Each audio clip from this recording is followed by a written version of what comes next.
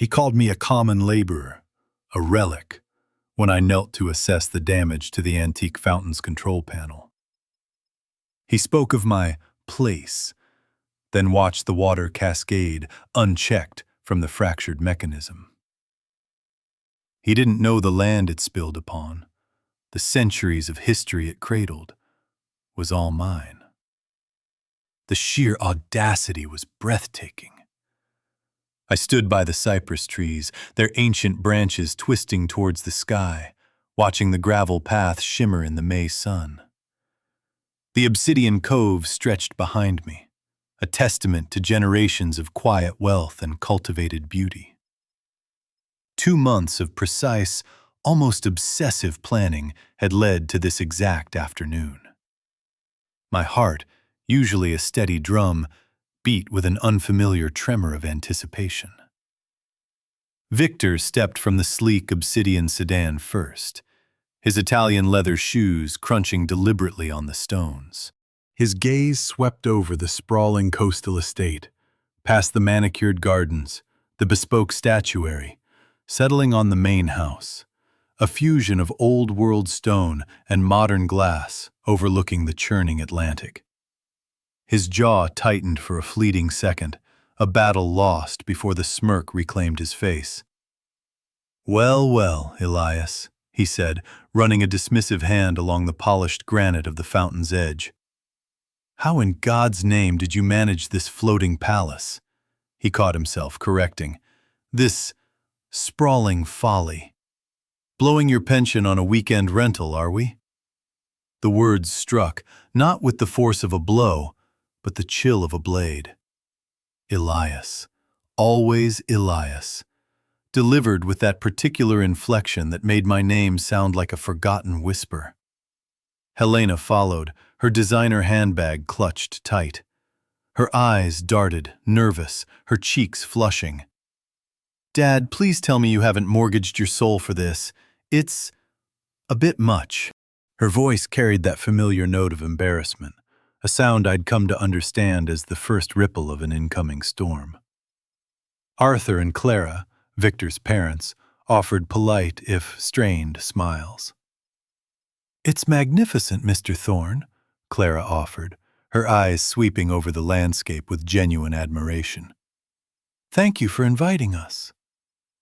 Victor was already moving, his fingers tracing the delicate carvings of the stone balustrade like an appraiser. "This land alone, the frontage, is worth more than most people's entire portfolios.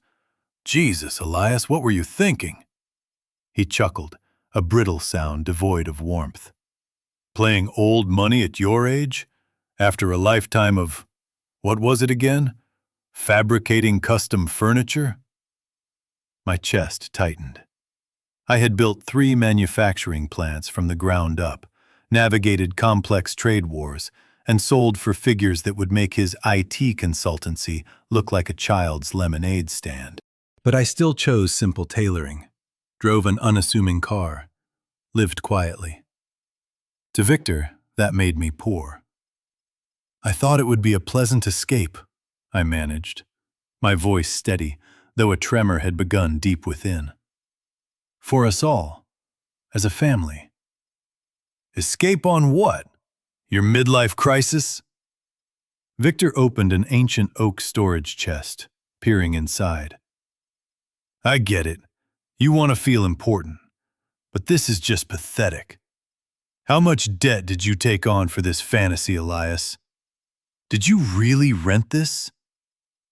Helena touched his arm, a hesitant gesture. "Victor, maybe—" "No, honey. This is concerning. Your father has clearly made some questionable decisions. We should have a family meeting about managing his assets before he loses everything."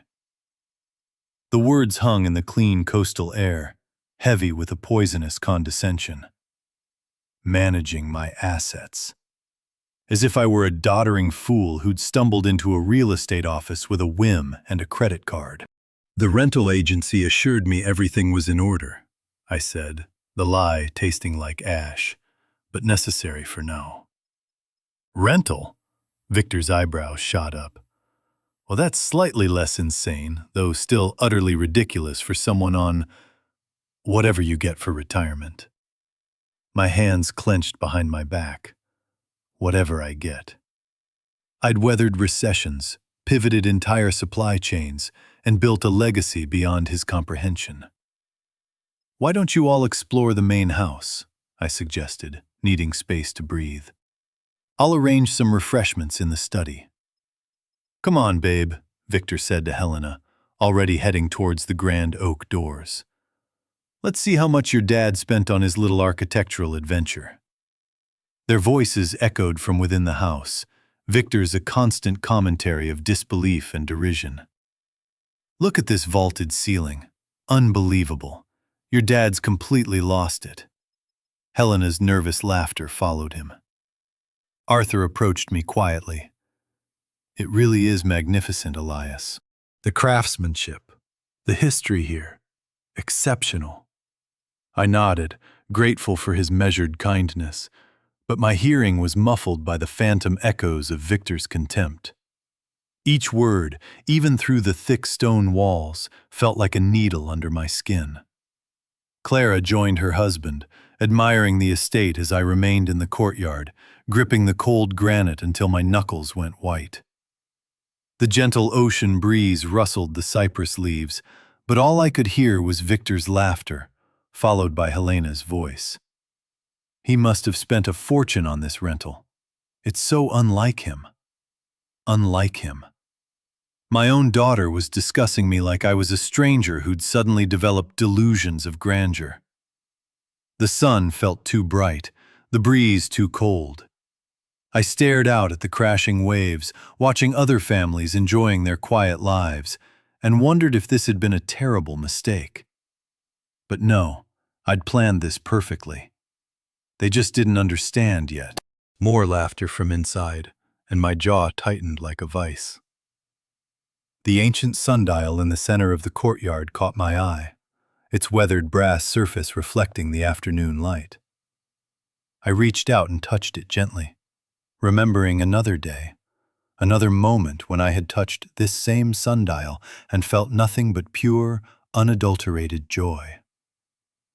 4 months ago, on January 18th, I stood in the oak-paneled study of the former owner, a man named Bartholomew Finch, wearing the same navy suit I wore for special occasions.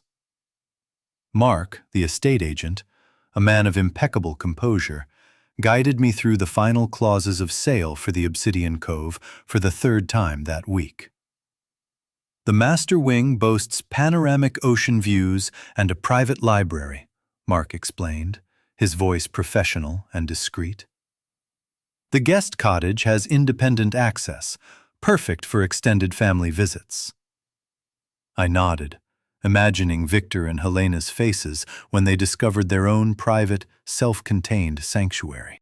The estate stretched over 50 acres of pristine coastline and meticulously preserved woodlands, every surface gleaming under the winter light. I ran my hand along the same brass sundial, thinking about teaching future grandchildren the passage of time by its shadow. "And you're certain about the acquisition terms?" I asked, though my decision was already made. The $18 million check, drawn on an account Victor couldn't possibly fathom, was folded in my jacket pocket. "Absolutely, Mr. Thorne," Mark smiled. "Full payment today ensures immediate transfer of title. Your family will adore this legacy." My family. I had been planning this moment since Helena's birthday the previous autumn, when she'd mentioned how she missed our old quiet retreats, away from Victor's endless need to diminish everyone around him. "I wish we could just escape somewhere private, Dad," she'd said, looking tired from Victor's constant complaints about their finances and perceived lack of status. Here was the solution. A sanctuary where we could rebuild our relationship and cultivate genuine peace. I'd even researched historical preservation orders, imagining weekends where Helena could rediscover her love of sketching the rugged coastline. "I'd like to add some personal touches," I told Mark. family portraits in the main gallery, perhaps an upgraded smart home system for climate control and security. Of course, we can coordinate with our architectural and design teams, he replied. I signed the papers with a steady hand, my excitement a quiet hum. This wasn't just a property purchase. It was an investment in healing. The money came from Margaret's trust, funds I'd been saving for something truly meaningful. What could be more meaningful than reclaiming my daughter's serenity? Mark handed me the antique iron key, a heavy piece of metal that represented months of careful planning. Will you be taking possession today? Next month, I said. I want to surprise them. Present it as a rental, then reveal the truth during our visit. The strategy had seemed brilliant. Let them enjoy the estate without the pressure of knowing its true cost, then reveal the gift when they are already captivated. I'd imagined Helena's tears of joy, her gratitude, maybe even Victor's grudging, albeit temporary, respect. Standing there in the study, holding that key, I'd felt more hopeful than I had in years. My modest lifestyle had served its purpose. Everyone underestimated my resources, my reach. The surprise would be complete. Your daughter is going to be so proud, Mark had said, shaking my hand. Proud? Yes, I'd imagined that too. Present moment. I opened my eyes, the memory dissolving like morning mist. The Atlantic stretched before me, unchanged, but everything felt different now. From within the house, I could still hear Victor's voice, muffled but distinct. Footsteps approached on the stone path behind me. I straightened my shoulders, feeling something shift inside my chest. The hope that had carried me through 4 months of planning was crystallizing into something harder, colder. The generous father who'd signed those papers in January was learning a valuable, brutal lesson about the nature of true gratitude. I turned as my family emerged from the main entrance. Victor's face flushed with what I now recognized as outright contemptuous amusement. The brass sundial caught the light again, but this time it reminded me of something else entirely. True navigation required knowing exactly where you stood before plotting your course. Elias, this is absolutely magnificent. Arthur's voice carried genuine appreciation as he stepped into the courtyard, his weathered hands trailing along the carved stone balustrade. The architecture is extraordinary. You've chosen something truly special. His words felt like cool water on a burn. I straightened slightly, releasing my death grip on the granite. Clara followed, her silver hair catching the afternoon light, eyes bright with sincere admiration. The main gallery, the library, it's stunning, she added, settling her light silk shawl around her shoulders. That antique globe, it's museum quality. Victor snorted, stepping up behind his parents with Helena close beside him.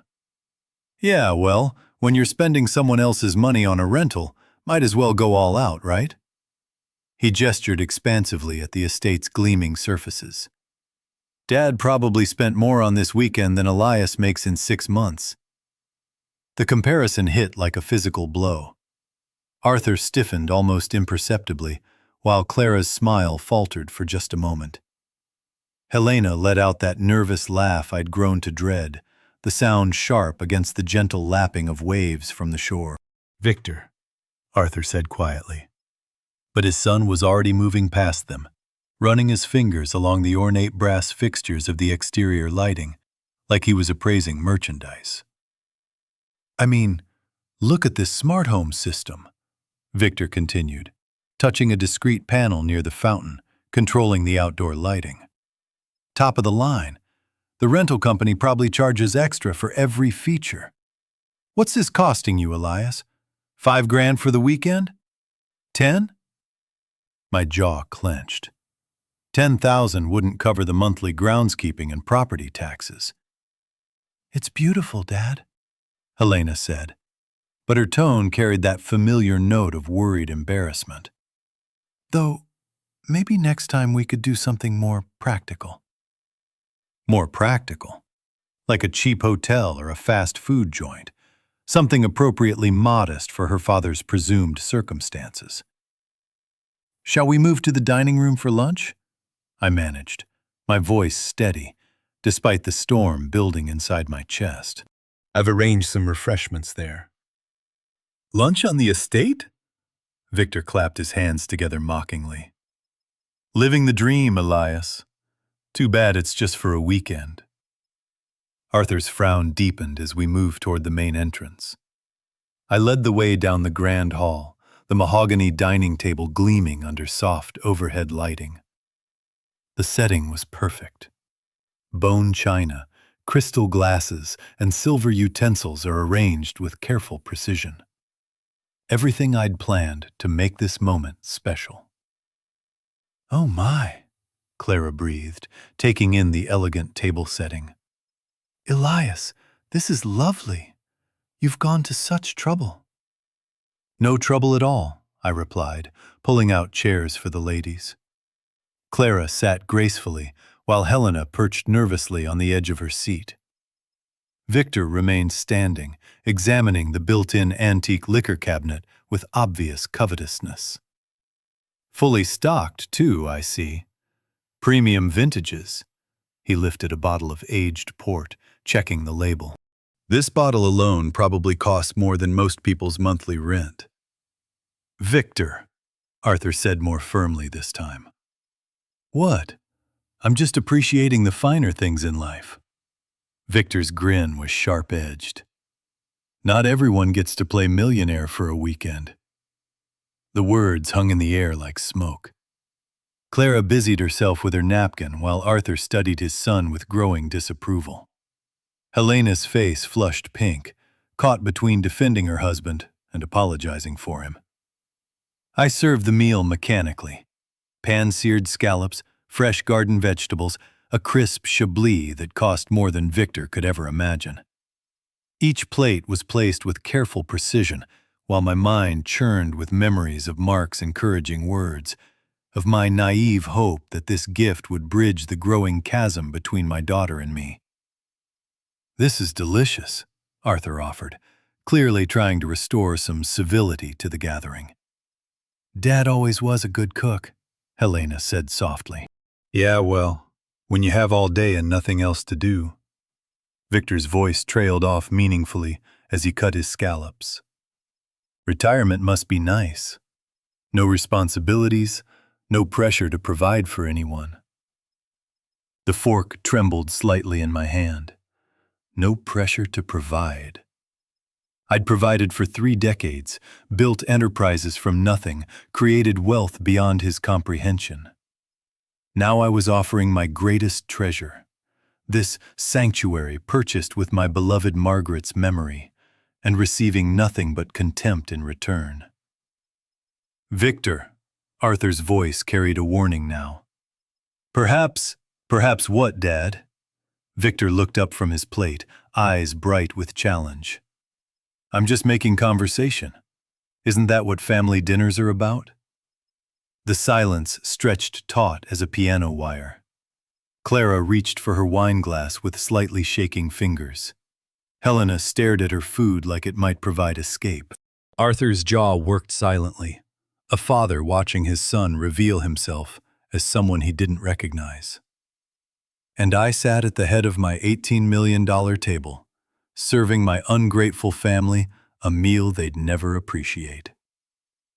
Feeling something cold and calculating crystallize in my chest, where warmth used to live, Victor raised his glass in a mock toast. To family adventures we can't afford. The clink of Victor's glass against the fine china marked the end of civilized pretense. Arthur set down his fork with deliberate precision, the sound sharp in the sudden quiet.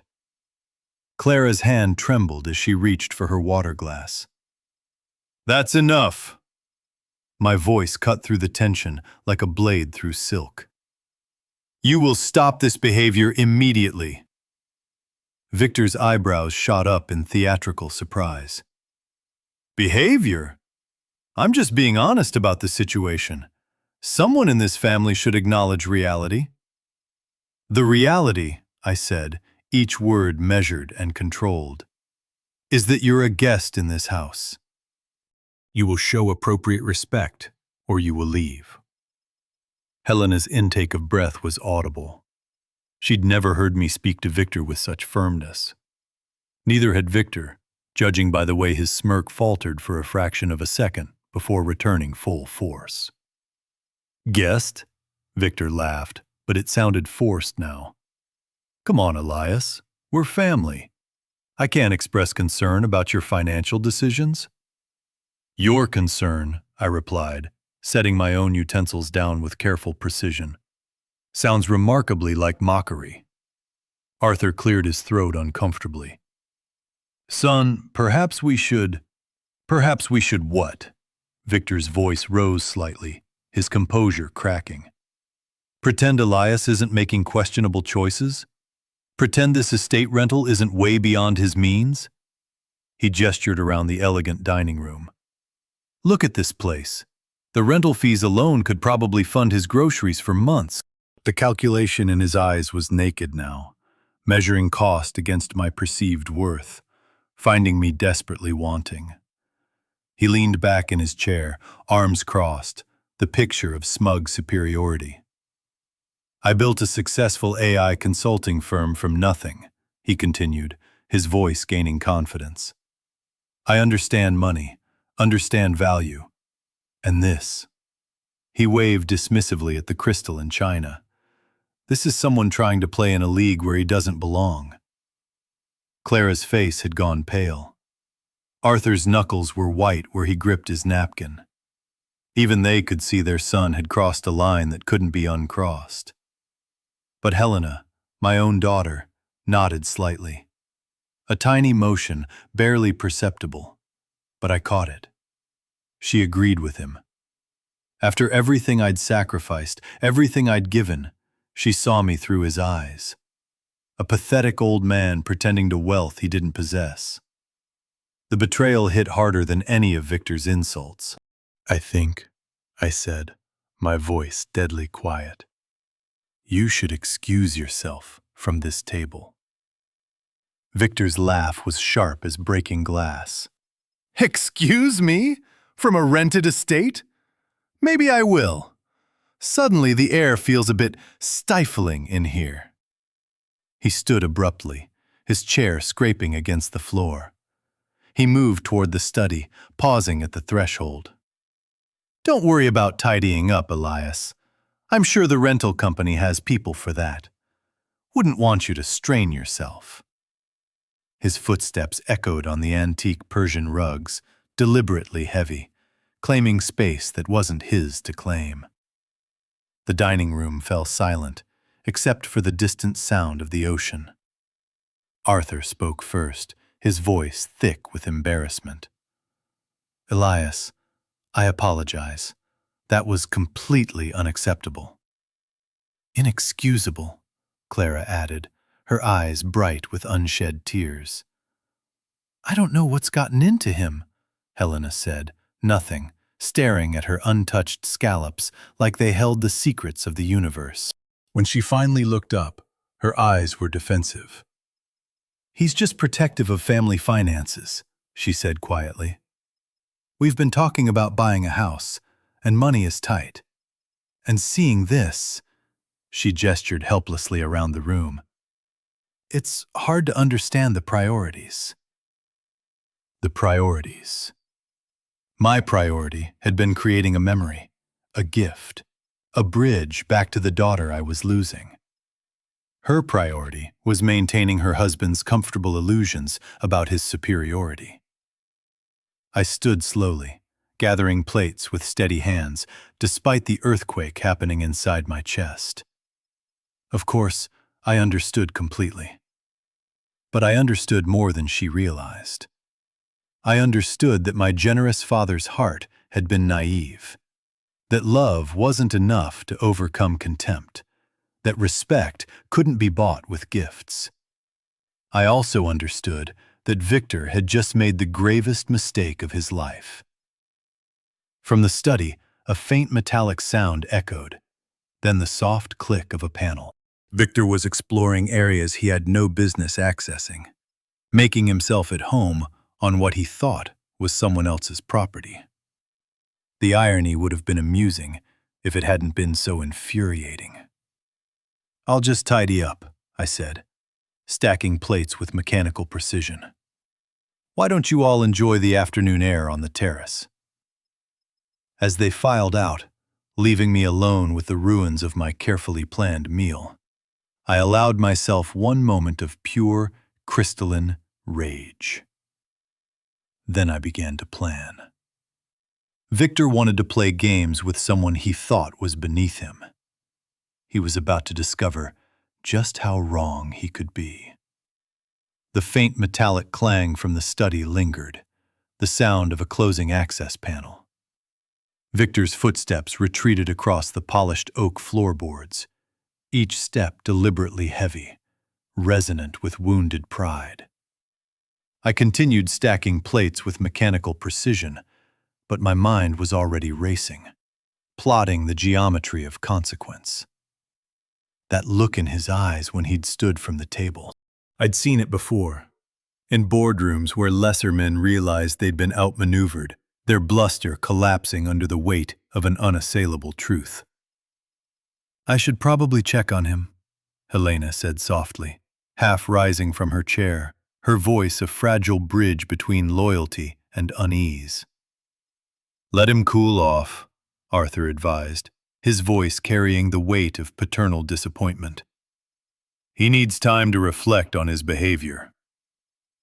Clara reached across the table to touch my hand, a gesture of quiet empathy. "Elias, I'm so sorry. I don't know what's gotten into him lately." But I knew. Victor couldn't tolerate being corrected, especially not in front of his parents, not in front of his wife, and certainly not by someone he considered beneath him. Men like him didn't accept boundaries. They tested them, pushed against them, found ways around them. Above, his footsteps had stopped. Then came the soft sound of a door opening and closing. The guest powder room, perhaps. Or perhaps he was exploring areas he had no business being in. Areas related to the estate's intricate automated systems. "He's under a lot of pressure at work," Helena offered weakly. "The AI consulting business is incredibly competitive." Arthur's expression suggested he wasn't buying his daughter-in-law's excuses any more than I was.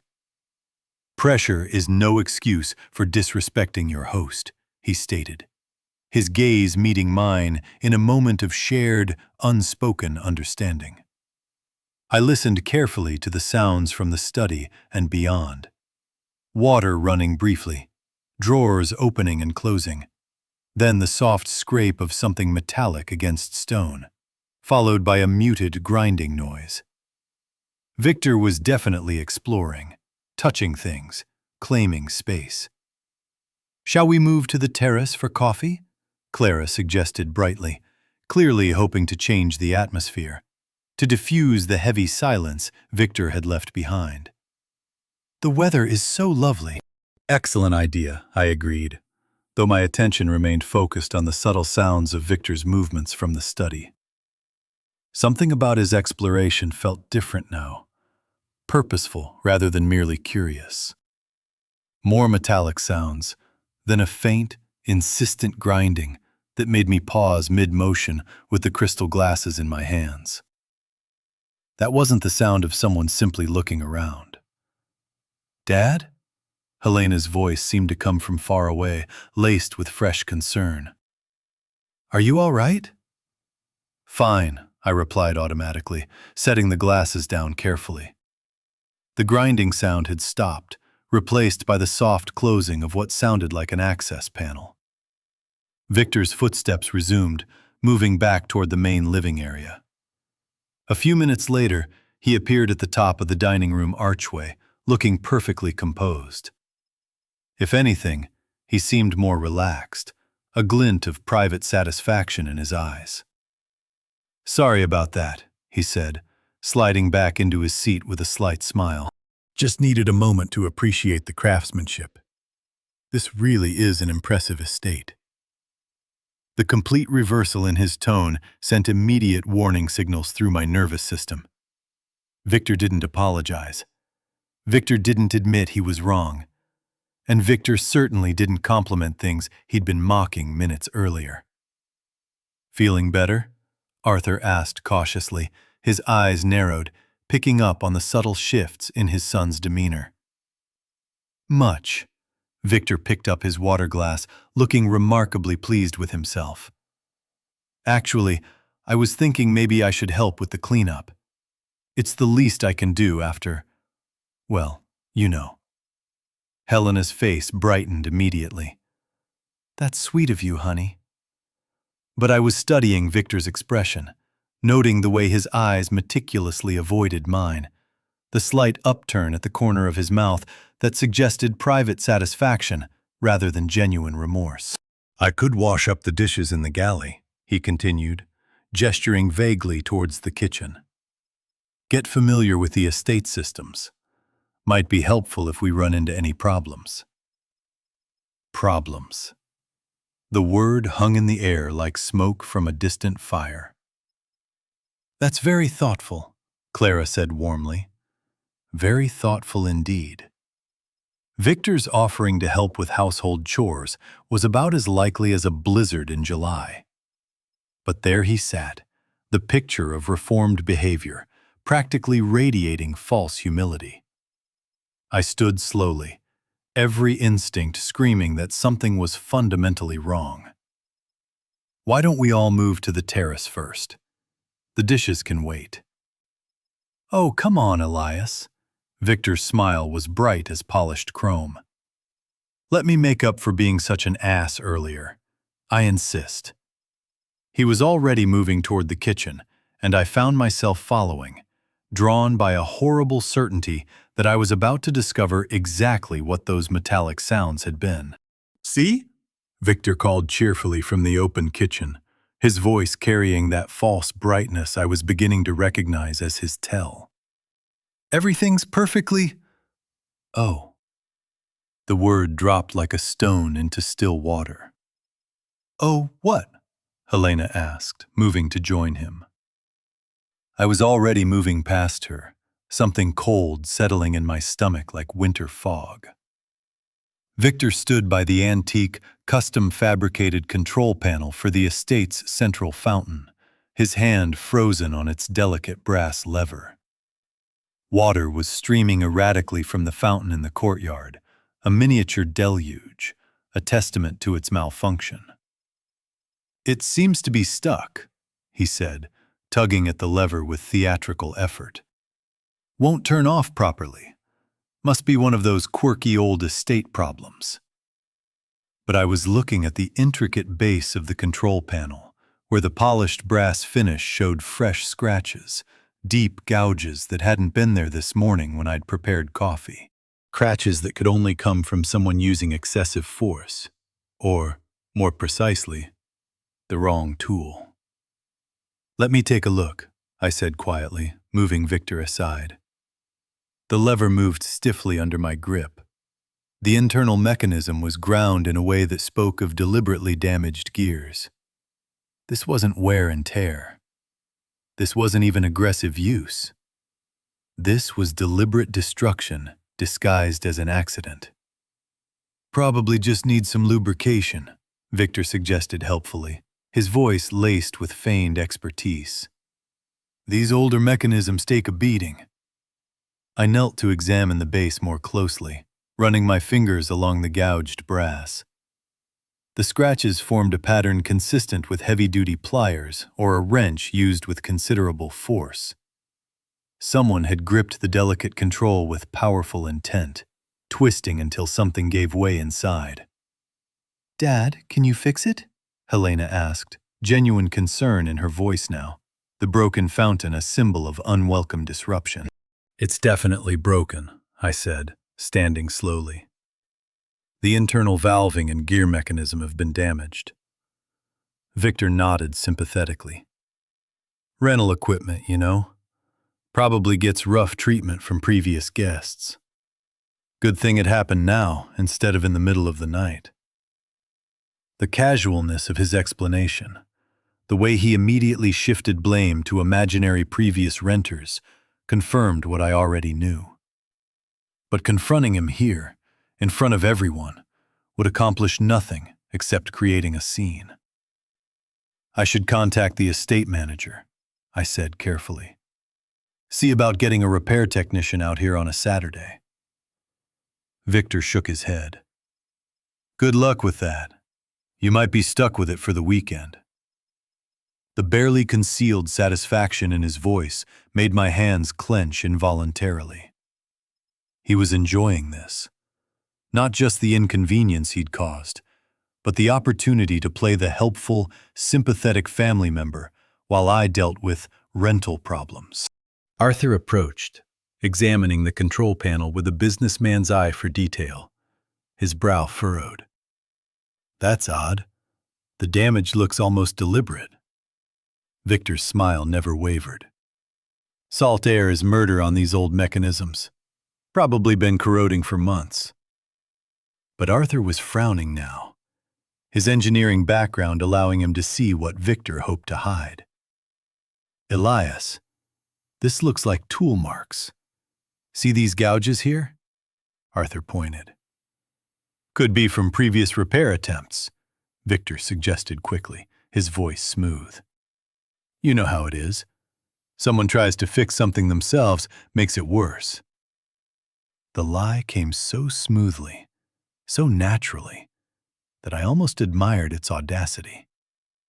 Victor was betting that his word as family would carry more weight than physical evidence, that no one would seriously consider he might deliberately sabotage his host's property. I'll need to check the estate's maintenance logs, I said finally. See what the manufacturer recommends for this type of failure. What I actually needed was to check the high-definition security cameras I'd had installed last month. Recordings that would show exactly what Victor had done and when. Want me to help look? Victor offered, playing the earnest helper. I'm pretty good with technical stuff. No need, I replied, forcing a smile. I know where everything is. He shrugged, the picture of disappointed helpfulness. Whatever you think is best. Just trying to pitch in. As the family moved back toward the terrace, Victor lingered for a moment, ostensibly checking that the fountain was fully turned off, but I caught him glancing around the courtyard with the satisfied air of someone admiring his handiwork. Funny how these things happen, he said conversationally, his voice laced with a subtle menace. 1 minute everything's fine. The next minute you've got a repair bill. The threat was subtle but unmistakable. This was just the beginning. Victor had discovered he could damage my property with impunity, safe in the knowledge that his family connection protected him from suspicion. He was about to learn how wrong he could be. I waited until the others were settled on the terrace, their voices drifting down through the open windows. Then I moved quietly toward the main study, where the estate's advanced security system controls were hidden behind an innocuous antique wall panel. Victor wanted to play games. He'd just challenged someone who'd been playing at a professional level, while he was still learning to tie his shoes. The main security hub was tucked behind the expansive library, a compact space lined with monitors and server racks that most guests never saw. I slipped inside quietly, closing the concealed door behind me with a soft click. The multiple screens came to life at the touch of a button, their displays flooding the small space with a cool blue-white light. 16 camera feeds displayed every interior and exterior angle of the Obsidian Cove in crisp, high definition. I'd had the system installed last month after reading about sophisticated estate intrusions in the region, a precaution that was about to pay dividends in ways I'd never imagined. My fingers moved across the control panel with practiced efficiency, scrolling back to 3:50 p.m. The timestamp in the corner read 15:50:23 when Victor first appeared on camera 7, the one covering the main courtyard fountain and its access panel. There he was, stepping into frame with that same casual confidence he'd displayed all afternoon. At first, his movements were perfectly normal, opening decorative garden gates, examining the stone masonry, with the entitled curiosity of someone who believed everything belonged to him. Then he approached the fountain's control panel. I leaned closer to the monitor, watching Victor test the delicate brass lever with gentle pressure. The mechanism worked perfectly, water flowing smoothly when he engaged it, stopping cleanly when he disengaged it. He knew it worked. He knew there was nothing wrong with it. What happened next made my blood run cold. Victor glanced toward the house, confirming he was alone. Then he retrieved a pair of multi-tool pliers from his pocket, gripped the brass lever with both hands, and twisted. Not the gentle turn of normal use, but a violent wrenching motion that made the camera shake slightly from the transmitted vibration. The timestamp read 15:52:41.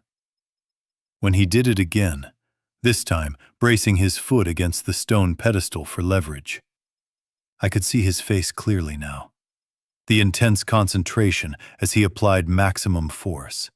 The slight smile of satisfaction when something gave way inside the mechanism. He tested his handiwork, watching water stream uncontrollably from the broken fixture. Perfect.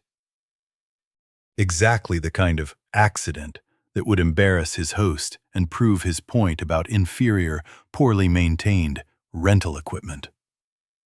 But Victor wasn't finished. Camera 9, covering the perimeter, caught him opening a small utility box near the cypress grove, searching till he found a dish towel to wipe away any metal shavings from his forced entry. He even ran his finger along the base of the control panel, checking for evidence of his sabotage. The methodical cleanup told me everything I needed to know about Victor's character. This wasn't an impulsive act born of frustration. It was calculated vandalism, designed to humiliate me in front of my family. At 15:54:12, he stepped back to admire his work, that satisfied smirk spreading across his face like oil on water. He'd found the perfect way to put the presumptuous old man in his place, to demonstrate that people like Elias Thorne couldn't really afford the finer things in life, that their attempts were inherently flawed. I copied the relevant footage to a portable, encrypted drive, my movements automatic, while my mind processed the full scope of Victor's betrayal. This wasn't just about a broken fountain control. It was about respect, about boundaries, about the fundamental contract between guest and host, between father and son-in-law. From the terrace came the sound of Victor's voice, artificially concerned. "I hope Elias isn't having too much trouble with that old fountain problem. These old estates can be tricky." Old rentals. He was already spinning the narrative, painting me as someone foolish enough to rent a luxury estate beyond his means, someone who should expect problems with equipment he couldn't afford to buy. The irony would have been amusing if it weren't so infuriating. I ejected the drive and slipped it into my inner jacket pocket, the weight of it surprisingly substantial for something so small. Evidence. Proof. The kind of documentation that turned accusations into undeniable facts. Victor's voice drifted down from the terrace. "Maybe I should go check on him. Offer to help." The false concern in his tone made my jaw clench. He wanted to help, all right. Help himself to a front-row seat for my humiliation when I couldn't fix the problem he'd created. I powered down the monitors and stood in the darkness for a moment, listening to the gentle sound of the ocean wind against the glass. 40 years of global business had taught me that evidence without strategy was worthless. Victor had given me the ammunition, but I needed to choose my moment carefully, to ensure maximum impact and lasting consequence. The sound of footsteps above, moving back into the main house, told me my time for planning was running short. I moved quietly to the estate's hidden workshop, selecting a precision multi-tool kit and specialized sealant from the well-organized compartments. My hands worked automatically, gathering what I needed while my mind churned through years of memories. The damaged control panel could be repaired. Bespoke estate fixtures were built to withstand far worse than Victor's petty tantrum. But as I knelt beside the broken mechanism, images flooded back of all the times I'd fixed things for Victor and Helena. All the problems I'd solved with my checkbook and my patience.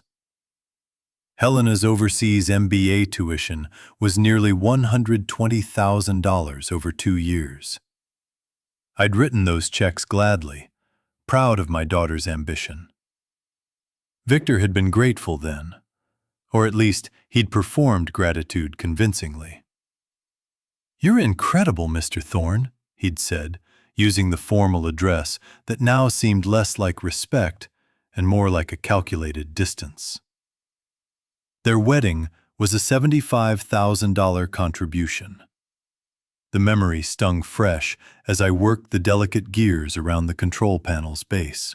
I'd insisted on paying for the imported flowers, the acclaimed photographer, and the upgraded reception venue.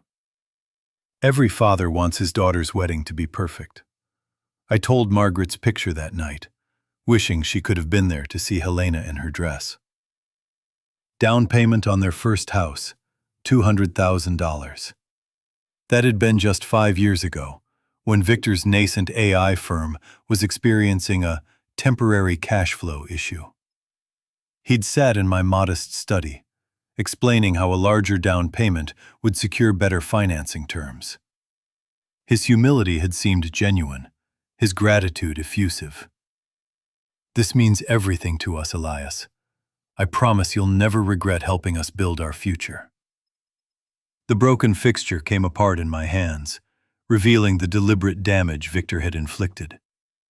Twisted brass where smooth curves should be. Forced threads that would never turn properly again. Just like the relationship between us, I suppose. Emergency medical expenses for Helena's unexpected surgery, $35,000.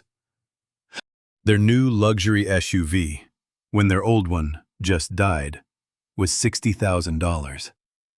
Annual European vacations I'd discreetly funded. Thousands of dollars in seed funding for Victor's various innovative projects that never quite launched. Christmas gifts, birthday surprises, and anniversary dinners I'd insisted on paying for. The list went on and on, a decade of generosity that had apparently purchased nothing but contempt. Each act of kindness had been met with Victor's practiced appreciation, his assurances that he'd never forget my support. Yet here I was, kneeling on the cool stone of my own estate, repairing damage he'd inflicted out of spite. From the main house came Victor's voice, louder now. "Should we go check on Elias? He's been down there quite a while." Helena's response was muffled, but carried a note of concern. "Maybe the repair is more complicated than he thought." More complicated? Everything was more complicated than it seemed. The estate they thought was rented. The wealth they assumed I didn't possess. The man they believed was beneath their consideration. I threaded new micro-gears into place, my movements precise, despite the cold anger coursing through my veins. This wasn't just about money, though the financial aspect was staggering when I tallied it all. Over $500,000 in direct assistance over the years, not counting the countless smaller gestures, the dinners, the gifts. It was about respect, about the fundamental expectation that kindness would be met with kindness, that generosity would breed gratitude rather than entitlement. Victor's footsteps approached the study entrance. "I'm going to see if he needs a hand." The fountain mechanism slid back into place with a satisfying click. Water flowed smoothly, elegantly when I tested it. Better than before, actually. Sometimes damage forced you to rebuild stronger, with greater clarity. Elias? Victor's voice carried that false note of helpful concern. Everything okay down there? I stood slowly, wiping my hands on a clean rag while calculating my next move. Victor thought he'd won a small victory by breaking my property. He had no idea that he'd just triggered a war he was spectacularly unprepared to fight.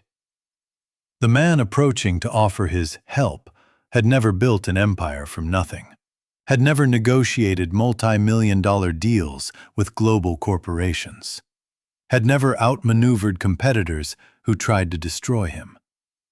He had never learned that in real conflict, the person who controlled— How'd the repair go? He was leaning back in his chair, arms crossed in satisfaction, that same smug expression he'd worn when he first stepped onto my property. The picture of a concerned family member soliciting sympathy for poor Elias's estate troubles. "The old equipment is giving you fits," he continued with mock sympathy. "I was just telling everyone how these rental companies cut corners on maintenance. Probably haven't serviced that fountain in years." I set my tablet on the mahogany dining table with deliberate precision, watching Victor's face as I pulled out a chair. "Actually, Victor, I'd like to ask you something specific about that fountain control panel." "Me?" His eyebrows shot up in theatrical innocence. "I'm no groundskeeper, Elias, though I did notice the mechanism looked pretty corroded when I visited the study earlier." Helena shifted uncomfortably in her seat. "Dad, Victor was just trying to help. He mentioned the water pressure seemed off." "Is that what he mentioned?" I kept my voice level, my eyes fixed on Victor's face. "Because I'm curious about exactly what happened when you were down there."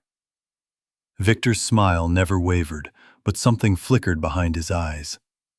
A split second of calculation before the performance resumed. "As I said, just used the facilities. Noticed the fountain acting up, but figured you'd want to handle it yourself." Arthur cleared his throat uncomfortably.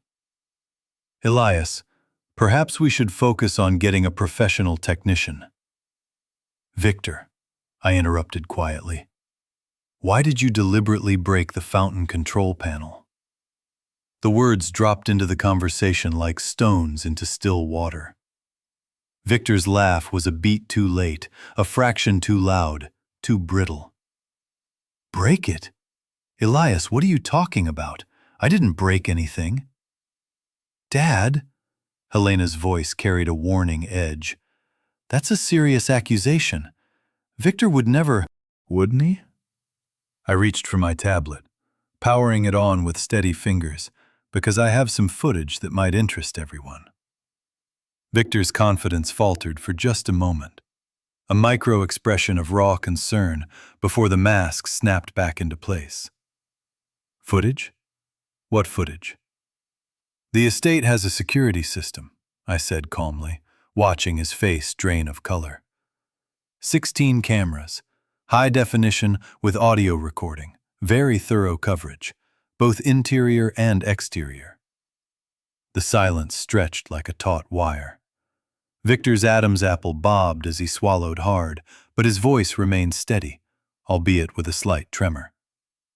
"Well, then you'll see exactly what I told you. I used the study, noticed a problem with the fountain, and came back up." "We'll see," I agreed, opening the video application. "Let's all take a look together." Clara leaned forward anxiously. "Elias, surely this is unnecessary." "No," Arthur said firmly, his businessman's instincts recognizing that something profoundly important was happening. "Let's see what the cameras show." I touched the screen, scrolling to the timestamp. 15:50:23.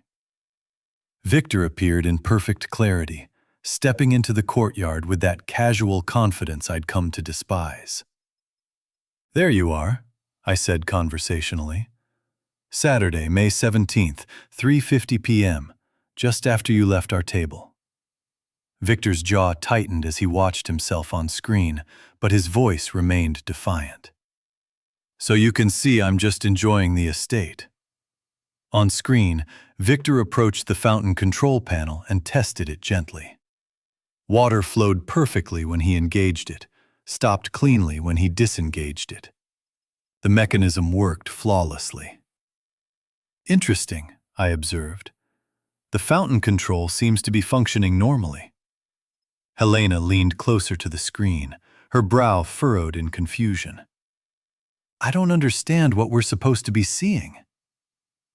Keep watching, I suggested, my finger hovering over the play button. The interesting part is coming up. Victor shifted in his seat, his earlier confidence cracking around the edges like old plaster. This is ridiculous. You're making a mountain out of a molehill over a simple landscaping problem. But his eyes never left the screen, and I could see the exact moment he remembered what was about to happen, what the cameras had captured, what his arrogance had made him forget in his moment of vindictive satisfaction. The timestamp here shows 15:52, I continued, my voice perfectly calm. Watch carefully. The video played in crystal clear detail. 16 cameras worth of irrefutable evidence, about to shatter Victor's carefully constructed world of lies and assumptions. On the tablet screen, Victor glanced toward the house, confirming he was alone. Then his whole demeanor changed. Gone was any pretense of normal use. This was deliberate, calculated destruction. Oh my God, Clara whispered as we watched Victor retrieve his pliers, grip the brass lever with both hands, and wrench it violently to the side. The audio was crystal clear. The grinding of metal under excessive force, the sharp crack when something gave way inside the mechanism. Victor's satisfied grunt as he felt the fixture break beneath his hands. Victor! Arthur's voice cracked like a whip, raw with shock and disbelief. What the hell are you doing? On screen, Victor wasn't finished. He braced his foot against the stone pedestal for leverage, applying even more force until the internal gear mechanism snapped completely. Water began streaming uncontrollably from the broken fountain. Helena's hand flew to her mouth. This can't be. But there was no denying what we were all seeing. Victor stepped back from his handiwork with unmistakable satisfaction. That same smug smile he'd worn when he returned to the table. He even ran his finger along the base of the control panel, checking for evidence of his sabotage. The timestamp shows 15:54, I said quietly. You spent 4 minutes deliberately destroying my property. Victor's face had gone chalk white. There's an explanation. I was trying to fix it when it... Fix what? Arthur's voice was deadly quiet, a dangerous tremor beneath the calm. The footage clearly shows it working perfectly before you touched it. On screen, Victor was wiping away metal shavings with a dish towel he'd retrieved, methodically cleaning up evidence of his sabotage. His movements were careful, practiced, the actions of someone who knew exactly what he'd done and wanted to hide it. You even brought a towel to clean up, I observed, the cold sarcasm a thin edge. Very thorough. Helena was staring at the screen in shock, her earlier defensiveness crumbling. Victor, how could you? This is Dad's rental. He'll have to pay for damages. The irony of her words, protecting me from financial responsibility for damage to my own estate, would have been amusing under different circumstances. Victor's confident mask had completely crumbled. It's not what it looks like. I was trying to help and it broke and I panicked. You panicked? Arthur leaned forward, his voice heavy with disappointment, the weight of a father's shattered expectations. Son, We just watched you deliberately destroy someone else's property. There's no accident here. No misunderstanding. Clara was dabbing at her eyes with her napkin. Elias, I'm so ashamed. I don't know what to say. Victor made one last desperate attempt at defense. The control panel was obviously defective. I barely touched it and it broke. These old estates have problems. Victor, I stopped the video and turned the tablet toward him. Would you like me to play it again? Perhaps in slow motion this time. We can count exactly how many times you wrenched the lever before it broke. The silence that followed was deafening. Victor stared at the frozen image on the screen, himself caught in the act of deliberate sabotage, his face showing clear satisfaction at the damage he'd caused. I think, Arthur said slowly, his voice thick with disgust, we need to discuss this situation very seriously. Victor's last thread of bravado snapped. Fine. Yes, I broke the damn panel. But can you blame me? Elias has been acting like some kind of old money baron all day, throwing money around on rentals he can't afford, trying to make the rest of us feel small. The admission hung in the air like poison gas. Even Victor seemed shocked that he'd finally said it out loud, that his raw, bitter envy had escaped. Helena was staring at her husband as she'd never seen him before. You did this on purpose? To hurt my father? To teach him a lesson about living within his means? About not pretending to be something he's not, Victor shot back, his true nature finally emerging without disguise, stripped bare for all to see. The perfect opening. I closed the tablet and smiled for the first time all day. A calm, chilling smile.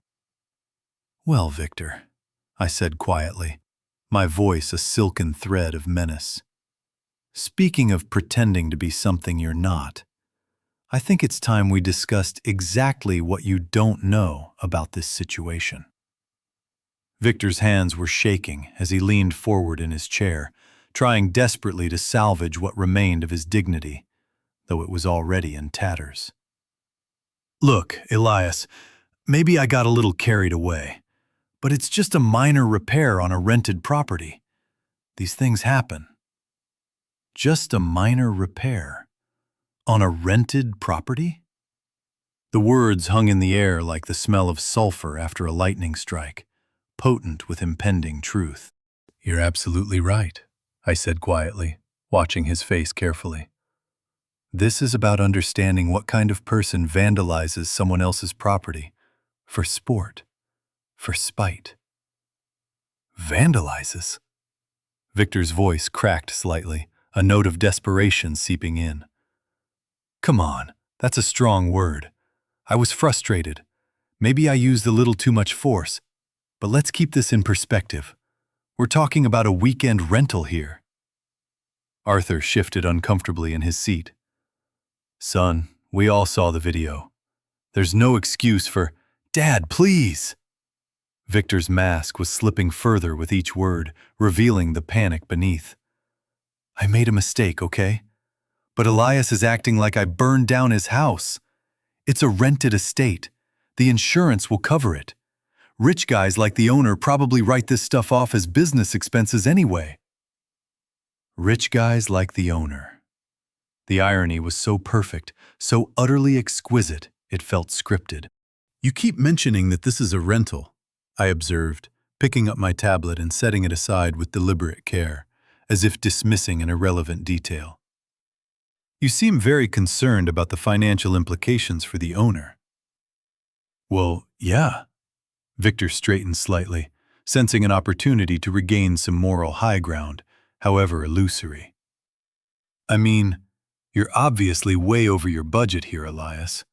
This whole old money fantasy is not sustainable. Someone like you trying to play Baron for a weekend? It's just sad. Helena winced visibly, her gaze falling to her hands. Victor, please don't. Someone like me, I repeated softly, letting the words hang, resonating with a lifetime of experience. Look, no offense, but let's be realistic. Victor was warming to his theme now, the familiar arrogance creeping back into his voice, emboldened by the prospect of reclaiming his perceived authority. You're a retired what? Cabinet maker? Artisan living on Social Security, trying to impress us with estates you can't afford? It's embarrassing. Clara gasped audibly, a small, choked sound.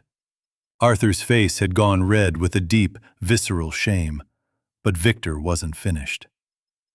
Guys like you don't belong in places like this. You belong in quiet suburban homes. Maybe a well-kept cottage if you saved up. This. He gestured around the elegant dining room, encompassing the art, the history, the sheer scale of the Obsidian Cove. This is for people who actually earned it. The silence that followed was absolute. Even the gentle lapping of ocean water against the distant cliffs seemed to pause, waiting for what came next. I stood slowly, my hands steady, my voice calm as morning mist on the ocean.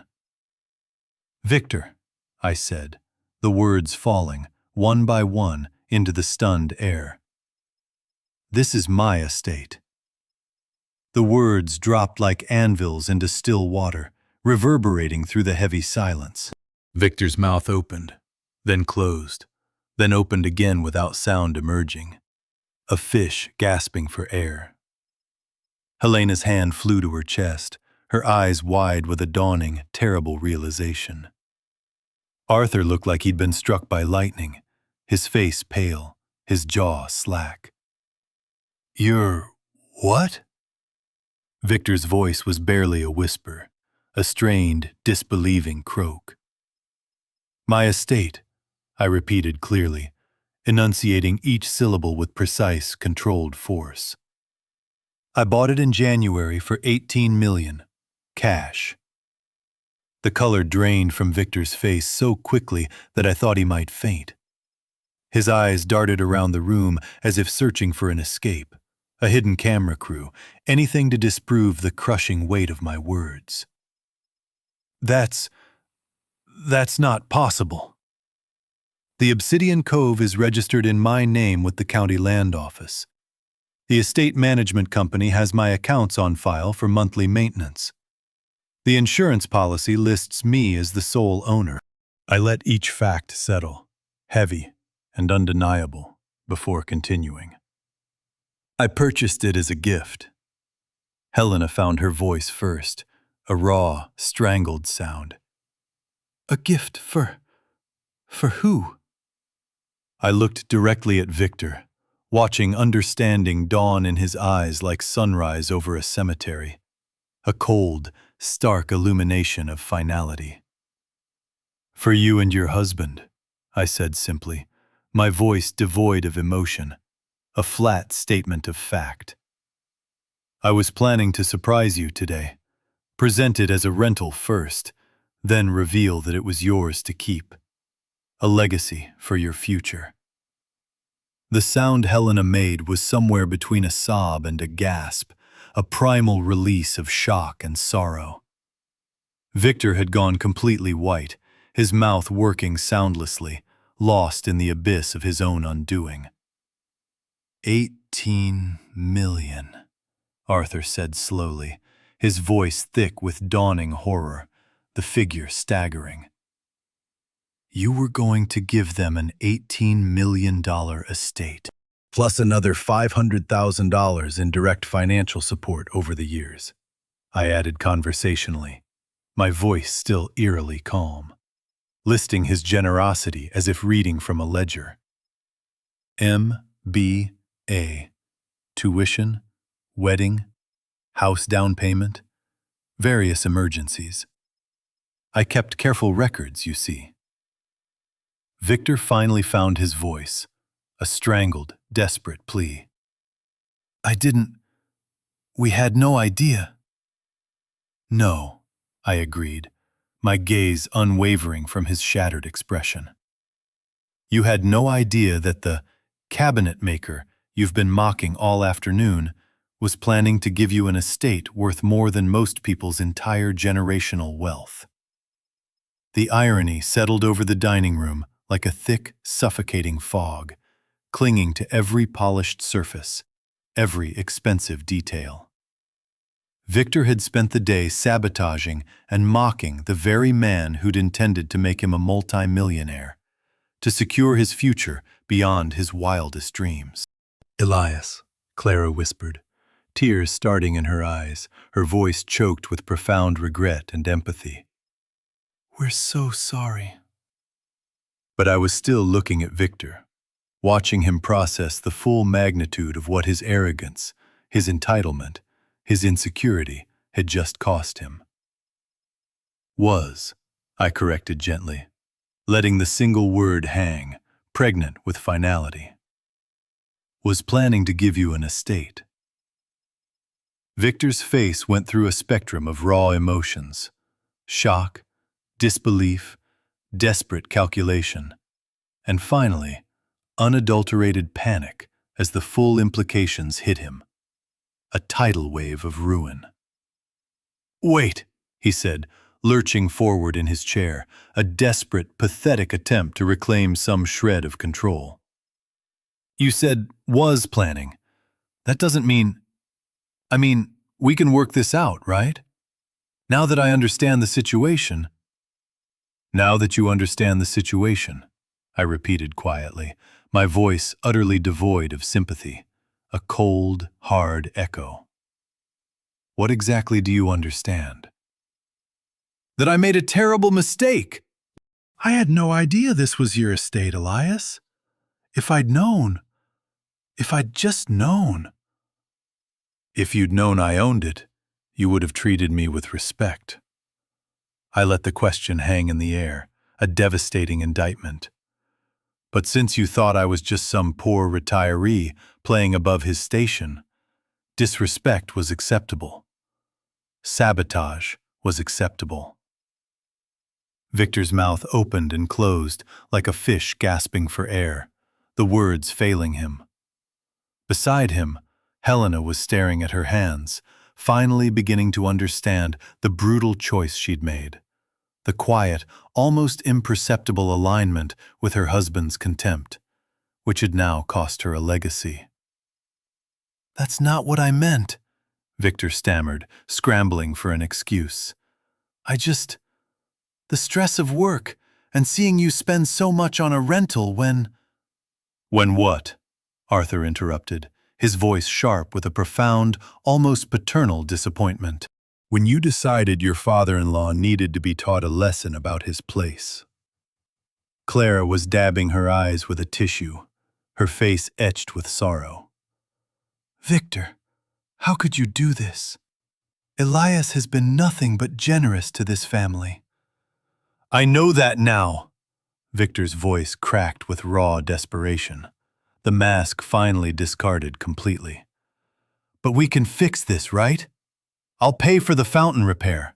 Hell, I'll pay for a complete renovation of the gardens. We can put this behind us. I walked to the estate's grand panoramic window, looking out at the peaceful ocean where other families were enjoying their quiet afternoons, their lives unclouded by sabotage or profound disrespect. The fountain is already repaired, I said calmly, my gaze fixed on the horizon, on the vastness of the sea. Took about 20 minutes. Bespoke mechanisms are built tough. They have to be to withstand the kind of deliberate abuse you inflicted. Then what's the problem? Victor's voice carried a note of desperate, fragile hope, clinging to the last vestiges of his self-delusion. No harm, no foul, right? I turned back to face him, my eyes hard, uncompromising. The problem, Victor, is that you revealed exactly who you are. When you thought I was vulnerable, when you believed I was beneath you, you chose cruelty. That's not a fountain problem. That's a character problem. Helena finally looked up from her hands, her eyes swollen, but with a flicker of nascent understanding.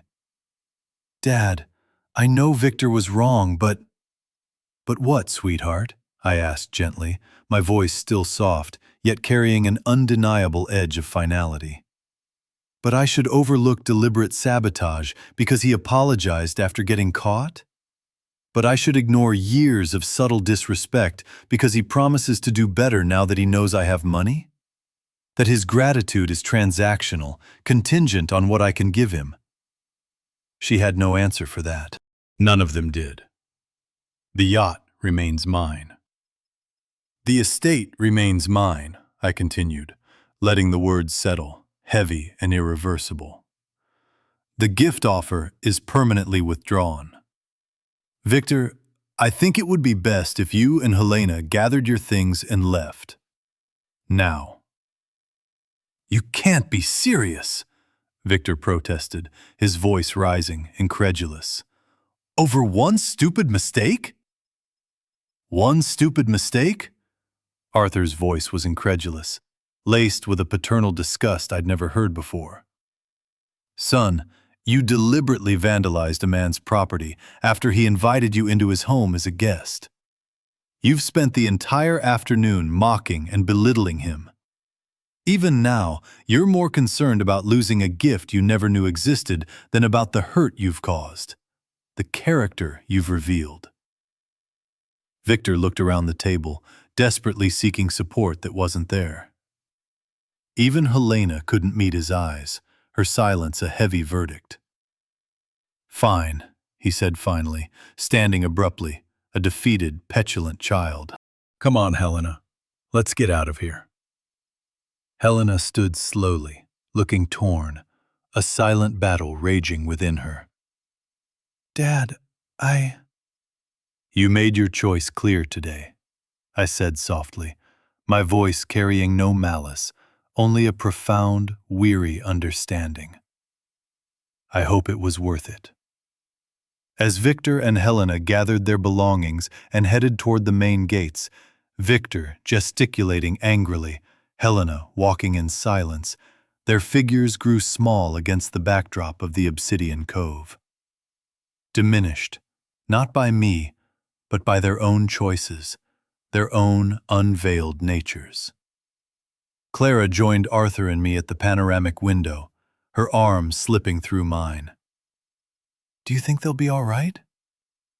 "Victor will land on his feet," I said, watching his angry stride. "Men like him always do. They adapt, they find new targets." As for Helena, I sighed, the sound carrying the weight of years. "She'll have to decide whether she wants to build a life with someone who destroys bridges out of spite.